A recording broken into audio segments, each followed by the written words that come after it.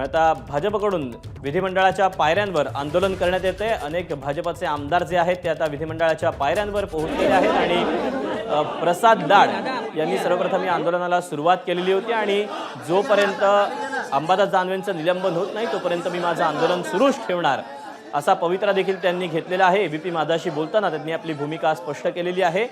त्यामुळे आता काय आजच्या दिवसभरात या मुद्द्यावरून विधिमंडळामध्ये विधान परिषदेमध्ये काय घडतंय, विधानसभेमध्ये नेमकं काय घडतंय ते पाहणं महत्त्वाचं असणार आहे। राहुल गांधींच्या कालच्या वक्तव्याचा निषेध ज्या वेळेला विधान परिषदेमध्ये करण्यात येत होता त्यावेळेला सर्वांनी एकमतानं याचा निषेध करावा अशी मागणी प्रसाद लाड यांनी केलेली होती आणि त्या दरम्यानच प्रसाद लाड त्यासोबतच प्रवीण दरेकर आणि विधान परिषदेचे विरोधी पक्षनेते अंबादास दानवे यांच्यामध्ये खडाजंगी झाली आणि या दरम्यानच अंबादास दानवेंनी शिवीगाळ केली असा आरोप करत प्रसाद लाड यांनी त्यांचं निलंबन करावं अशी मागणी केलेली आहे। आणि प्रसाद लाड यांच्या समर्थनासाठी भाजपचे आमदार जे आहेत ते आता विधिमंडळाच्या पायऱ्यांवर एकवटलेले आहेत आणि विरोधी पक्ष नेत्यांचं निलंबन करावं अशी मागणी भाजपच्या नेत्यांनी केलेली आहे।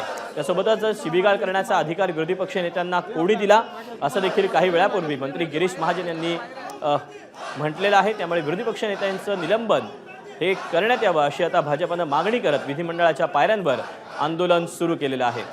त्यासोबतच केवळ विरोधी पक्षनेत्यांचं निलंबन नको तर राहुल गांधी यांच्यावर देखील कारवाई करावी अशी मागणी काही वेळापूर्वीच गिरीश महाजन यांनी केलेली आहे। राहुल गांधींनी समस्त हिंदू समाजाचा हिंदूंचा अपमान केल्याचा जो मुद्दा आहे तो आता भाजपकडनं लावून धरण्यात आला आहे।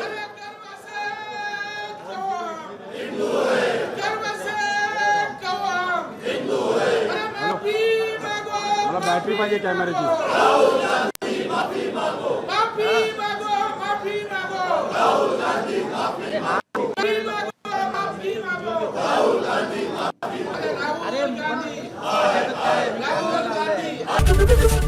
एबीपी माझा, उघडा डोळे बघा नीट।